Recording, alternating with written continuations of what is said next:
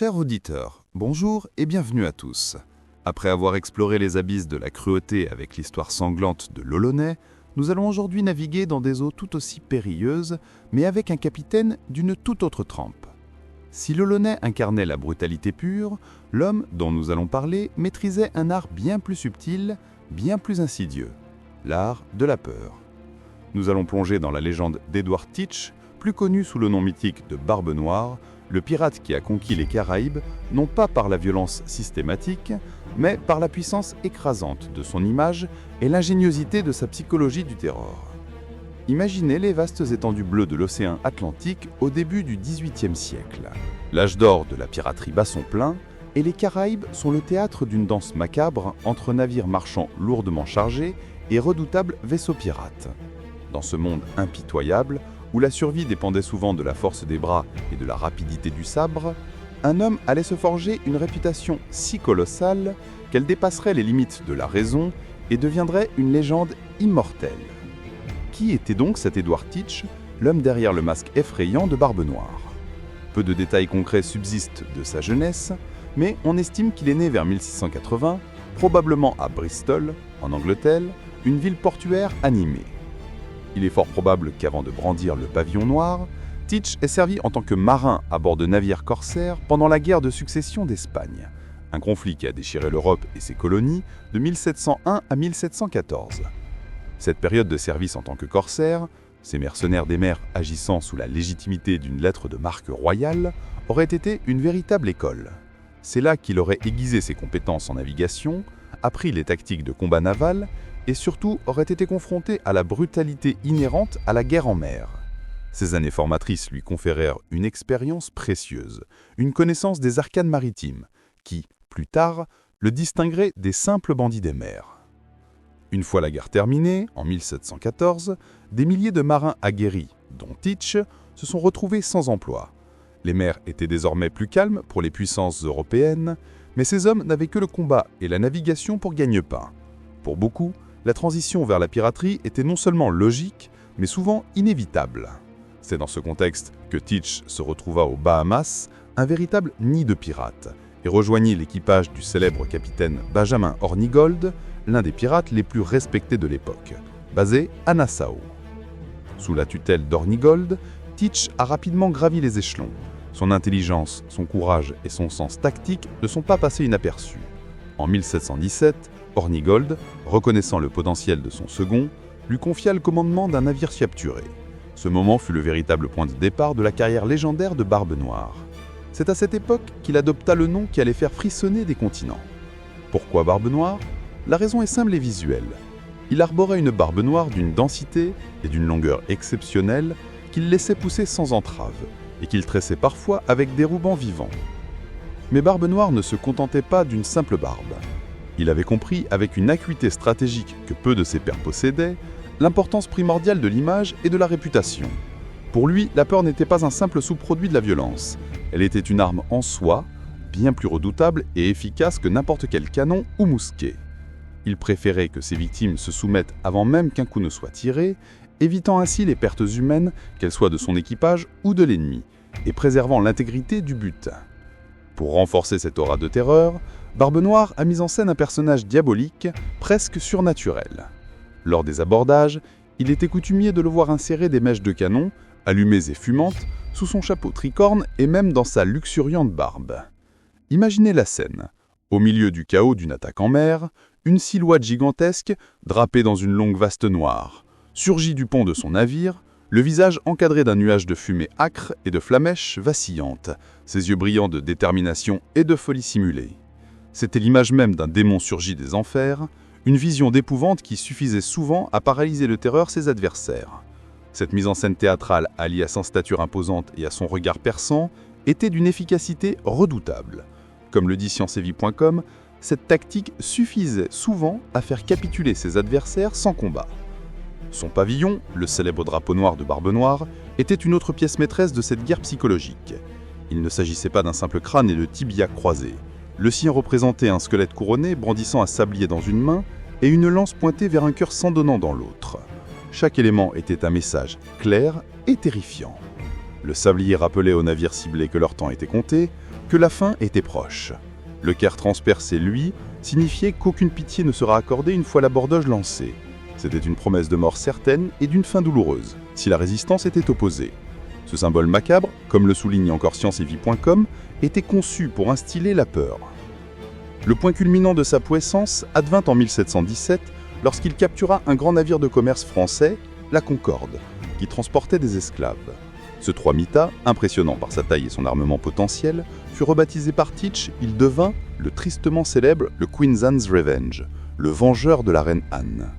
Avec 40 canons et une remarquable vitesse, le Queen's Anne's Revenge n'était pas seulement un navire, c'était une forteresse flottante. Un symbole de son pouvoir croissant.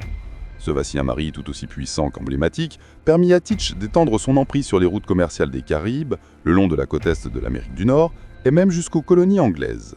Avec une flotte grandissante, souvent composée de plusieurs navires plus petits agissant en soutien, et une réputation de plus en plus terrifiante, il devint sans conteste l'un des pirates les plus redoutés et les plus puissants de son époque.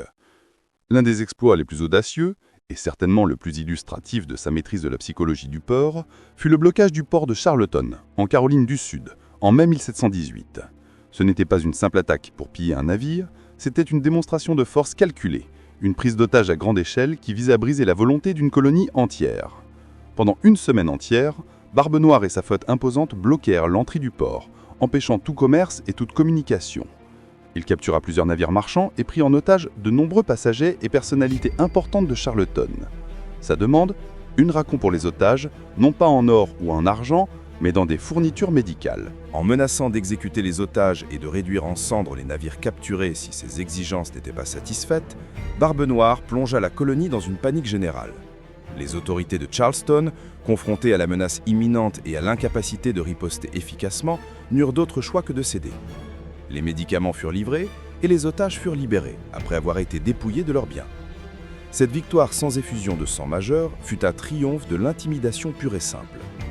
Comme le mentionne fr.wikipedia.org, cet épisode a renforcé ainsi sa réputation de terreur des mers. Barbe Noire avait prouvé que le pouvoir de son nom et de son image pouvait être plus destructeur que n'importe quel engagement militaire. Il avait démontré que la peur était une monnaie plus puissante que l'or. Malgré cette réputation de terreur, il est fascinant de noter que Barbe Noire n'était pas aussi sanguinaire que la légende pourrait le laisser entendre. Contrairement à l'Olonnais, qui se délectait de la cruauté physique, Teach évitait généralement les bains de sang inutiles. Son objectif principal était le butin, la richesse. Les combats réduisaient son équipage, endommageaient ses navires et diminuaient la valeur des cargaisons. Sa tactique préférée était de paralyser ses victimes par la peur, de les amener à se rendre sans résistance. Cette approche pragmatique, axée sur l'efficacité plutôt que sur la violence gratuite, lui a permis de mener une carrière de pirate relativement courte, mais extraordinairement fructueuse. Il était un stratège avant d'être un boucher. Il visait l'efficacité, pas la destruction aveugle. Cependant, cette ère dorée ne pouvait durer éternellement. Le pouvoir et l'impunité des pirates étaient de plus en plus intolérables pour les couronnes européennes. En juillet 1718, un coup de sort frappa Barbe Noire, le Queen Anne's Revenge. Son vaisseau amiral s'échoua sur un banc de sable près de Beaufort, en Caroline du Nord. Cet incident majeur marqua le début de son déclin. Certains historiens suggèrent qu'il s'agissait d'un acte délibéré de Barbe Noire pour se débarrasser d'une partie de son équipage et conserver une plus grande part du butin. Quoi qu'il en soit, il accepta un pardon royal offert par le gouverneur de Caroline du Nord, Charles Eden, et tenta de s'installer à Bardstown, espérant une vie plus tranquille. Mais l'appel du large, de la liberté et de l'aventure était trop fort pour Edward Teach. La vie sédentaire ne lui convenait pas. Il ne tarda pas à reprendre ses activités illégales, renouant avec ses anciens complices et recommençant à s'attaquer aux navires marchands. Cette résurgence de la piraterie, particulièrement de la part d'un homme aussi célèbre que Barbe Noire, exaspéra les autorités britanniques. Le gouverneur de Virginie, Alexander Spotswood, résolut de mettre un terme définitif à ces agissements. Il organisa une expédition secrète, menée par le lieutenant Robert Maynard, avec l'ordre de capturer ou tuer Barbe Noire. Le 22 novembre 1718, le destin rattrapa Barbe Noire. Une bataille féroce et sanglante s'engagea dans l'inlet de Ocracoke, en Caroline du Nord. Les forces de Maynard surprirent Barbe Noire et son petit équipage. Malgré l'infériorité numérique et l'élément de surprise, Barbe Noire se battit avec la rage d'un lion. La légende raconte qu'il reçut 5 balles et une vingtaine de coups de sabre, avant de finalement succomber. Il se battit jusqu'à son dernier souffle, une image héroïque et tragique à la fois. Sa tête fut coupée et accrochée au beaupré du navire de Maynard comme trophée. Un avertissement macabre à tous les autres pirates. fr.wikipedia.org confirme que sa mort a marqué la fin de son règne de terreur. La mort de Barbe Noire, bien que violente, marque la fin d'une époque pour la piraterie dans les Caraïbes. Mais son héritage, lui, perdure bien au-delà de sa courte carrière. Ce n'était pas seulement un pirate, c'était un artiste de la peur, un stratège hors pair qui comprenait la psychologie humaine mieux que la plupart des commandants militaires de son temps.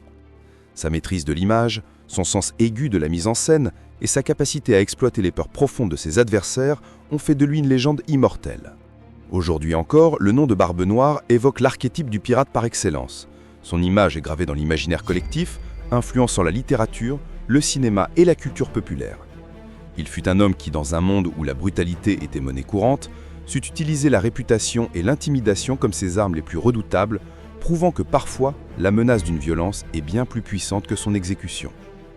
Son histoire nous rappelle que le pouvoir ne réside pas toujours dans la force physique brute, mais souvent dans l'art de contrôler les esprits. Nous avons vu deux facettes extrêmes de la piraterie, la cruauté déchaînée de l'Olonnais et la maîtrise psychologique de Barbe Noire. Deux chemins différents, mais un même but, le pouvoir et la richesse. Et dans les deux cas, la peur était l'ingrédient principal de leurs nombreuses recettes. Quel aspect de la légende de Barbe Noire vous a le plus fasciné? Ses techniques d'intimidation, sa capacité à éviter le carnage inutile, ou le contraste avec d'autres pirates sanguinaires? Partagez vos réflexions et vos impressions dans les commentaires ci-dessous. Nous sommes impatients de lire vos analyses. Si cette plongée dans les mystères et les tactiques des pirates les plus emblématiques des Caraïbes vous a passionné, n'oubliez pas de cliquer sur le bouton j'aime pour nous montrer votre soutien. Partagez cette vidéo avec vos amis et tous ceux que l'histoire du grand large et de ses figures légendaires captive. Et surtout, abonnez-vous à notre chaîne pour ne manquer aucune de nos prochaines explorations des récits les plus extraordinaires et souvent oubliés de notre histoire. Votre engagement est notre plus grande motivation pour continuer ce voyage à travers le temps. Merci de votre fidélité et à très bientôt pour une nouvelle aventure historique.